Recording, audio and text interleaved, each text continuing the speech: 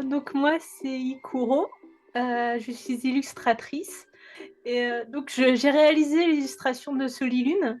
Mon univers est très coloré, fantaisique, fantastique, avec beaucoup de créatures, j'adore ça.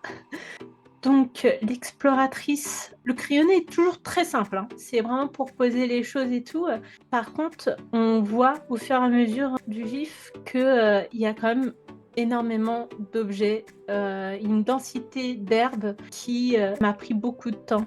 Dès qu'il y a plus en plus d'éléments, c'est sûr que ça met, plus en plus de temps à le composer pour qu'il y ait quand même un équilibre dans tout ça.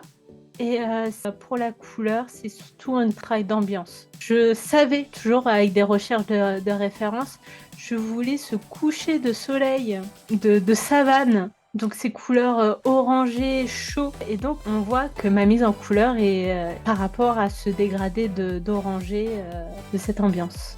Sur cette carte-là, on voit bien, la construction en fait de toutes les cartes, du jeu Solilune. Déjà, c'est dans le format carré. Au début, on voit que je laisse quand même un espace blanc parce qu'on savait qu'il y aurait, un dégradé à cet endroit-là.